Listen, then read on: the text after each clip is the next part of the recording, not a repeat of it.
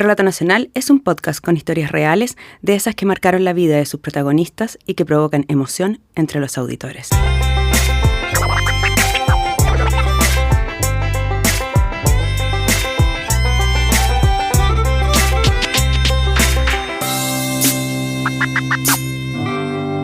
Hola, soy Nancy Castillo y el capítulo de Relato Nacional de hoy se llama La salvación de Oliver. Y es la historia de Oliver Collío, pero también la de muchos otros niños. Oliver, un joven de ascendencia mapuche, estudió en una escuela básica en el campo y la secundaria la realizó en un liceo donde ni sus profesores tenían fe en el futuro de sus estudiantes.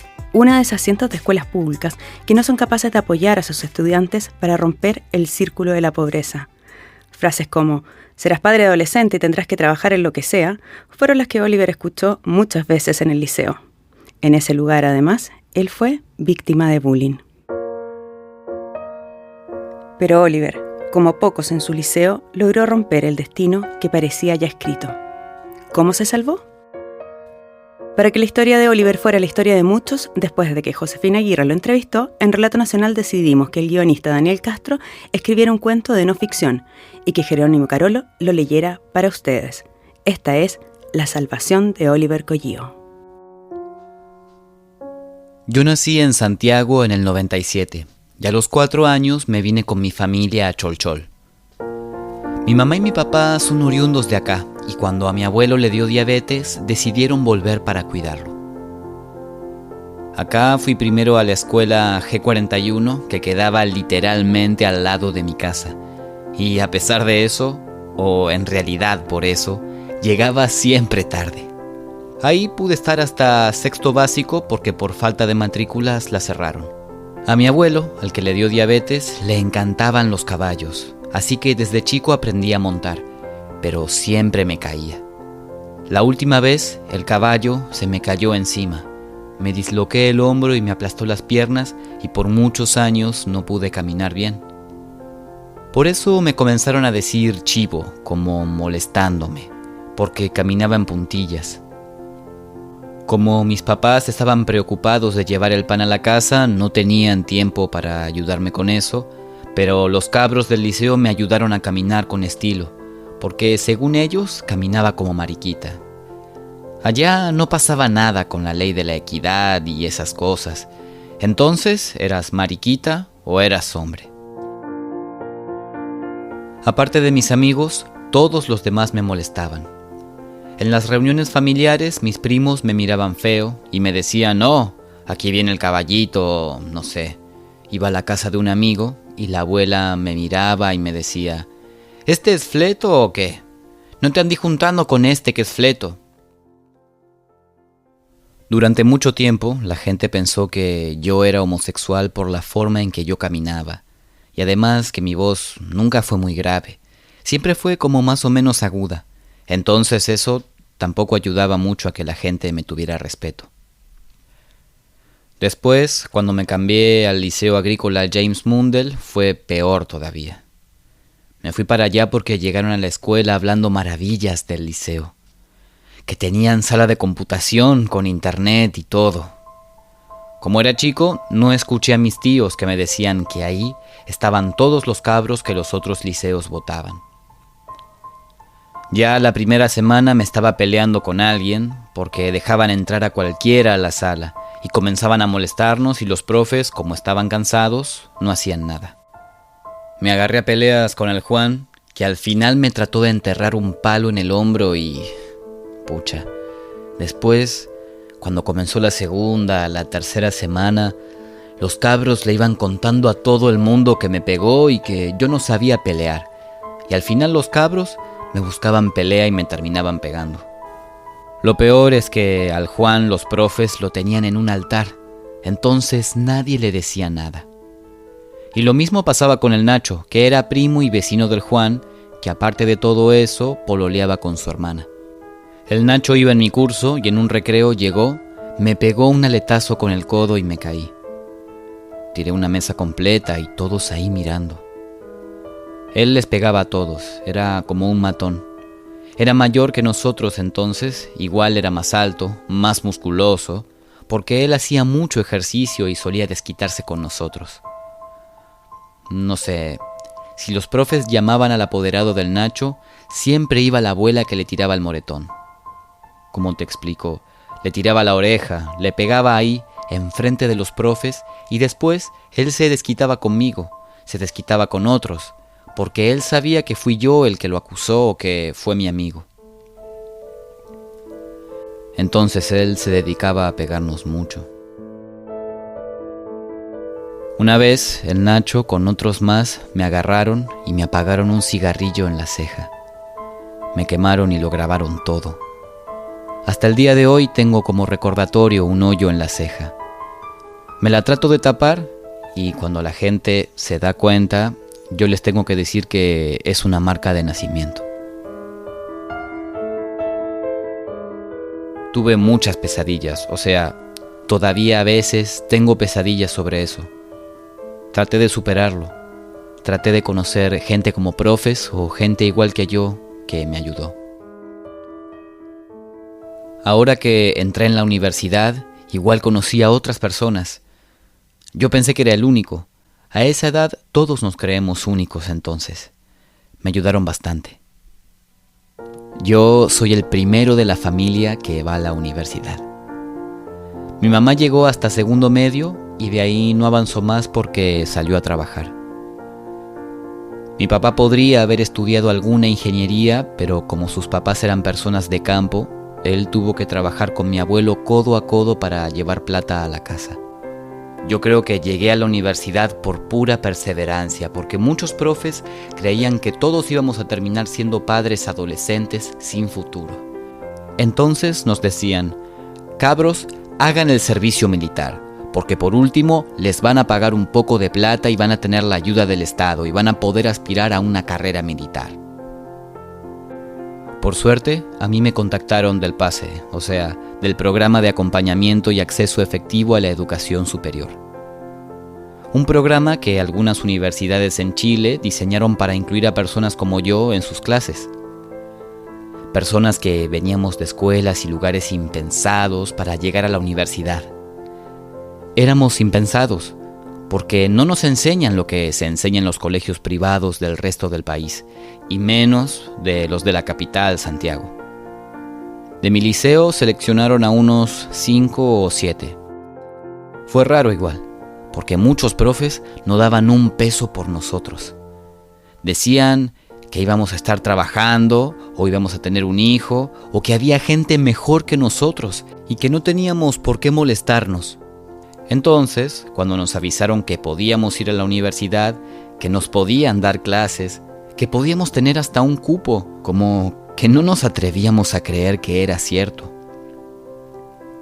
Cuando llegaban de la Universidad de la Frontera, la Católica o la Mayor a hacernos charlas, nosotros les discutíamos que gente como nosotros no iba a llegar a la universidad, que eso era para gente con plata o gente que vivía en Santiago o en Temuco. No sé, para los que estudiaban en el Liceo Pablo Neruda. Al principio no me iba muy bien en el PASE, y era porque no tenía método de estudio. O sea, como las pruebas en el liceo eran fáciles, ahí no necesitaba estudiar, pero en el PASE, si no estudiabas, te iba mal. Entonces me apliqué y quedé en agronomía en la Universidad Católica de Temuco. Ahí, el primer año no me fue muy bien, porque todos los días tenía que viajar 4 horas desde mi casa en el campo hasta Temuco y de vuelta. En parte por eso solo estudiaba con lo que aprendía en clases, pero con el tiempo ya he podido hacerme una rutina y aprovecho los viajes para leer material que saco de la biblioteca, hacer las tareas y todo eso. Entonces, ya no es tiempo perdido, sino que son horas de estudio. Al final, he sido bastante afortunado, o sea, he sabido aprovechar las oportunidades que la vida me ha presentado. ¿Comprendes?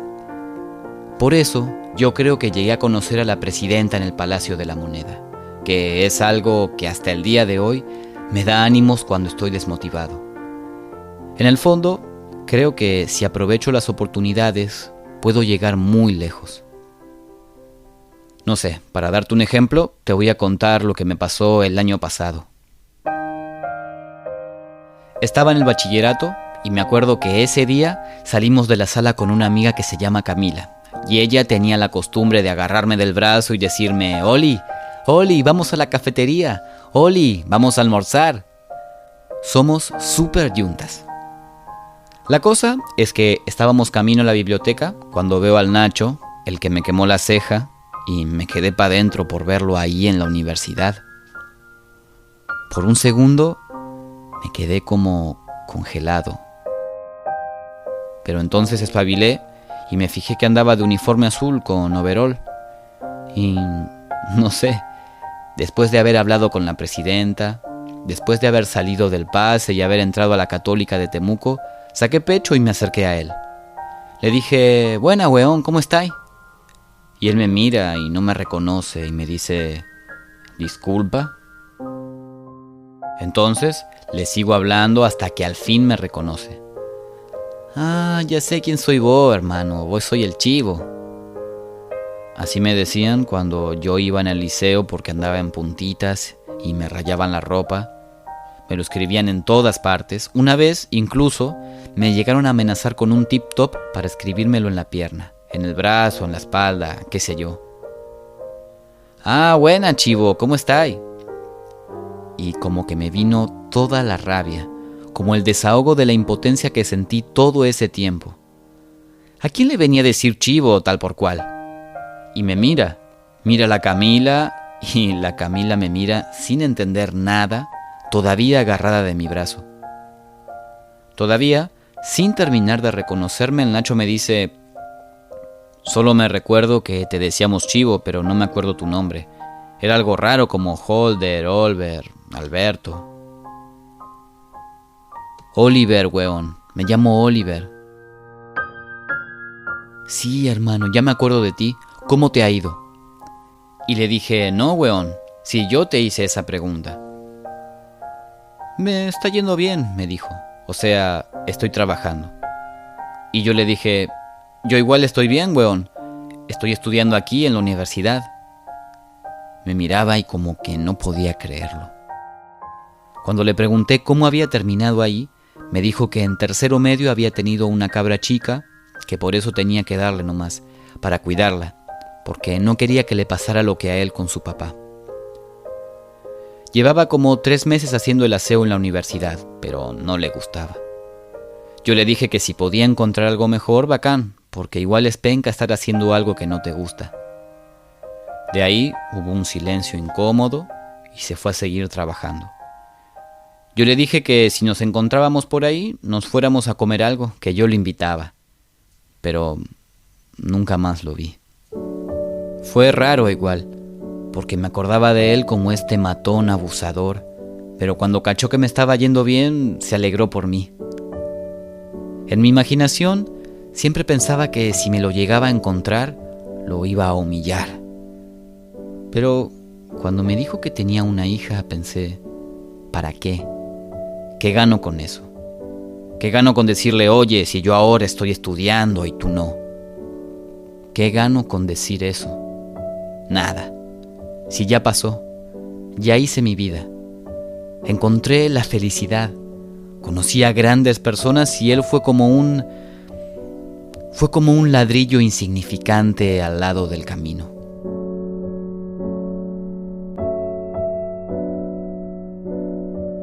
Oliver Collío continúa estudiando agronomía en la Universidad Católica de Temuco y en los veranos trabaja en el campo.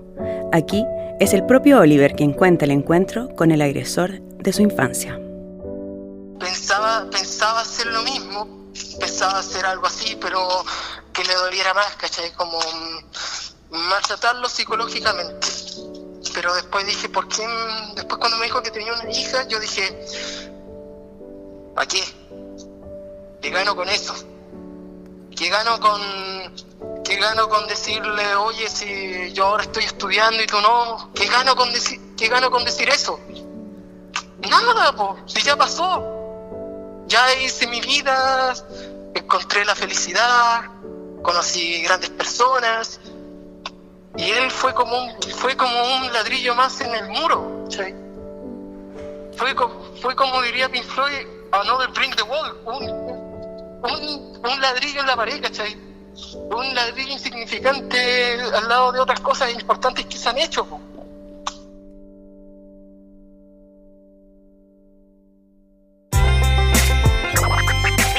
El capítulo de Relato Nacional de hoy, titulado La salvación de Oliver Collio, fue dirigido por Nancy Castillo.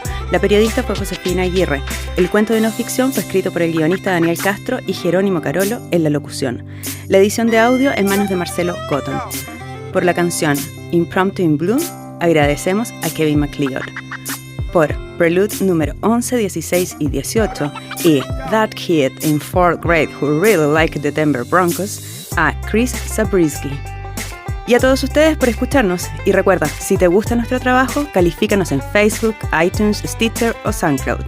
Si quieres escuchar más capítulos de Relato Nacional, ingresa a www.relatonacional.com.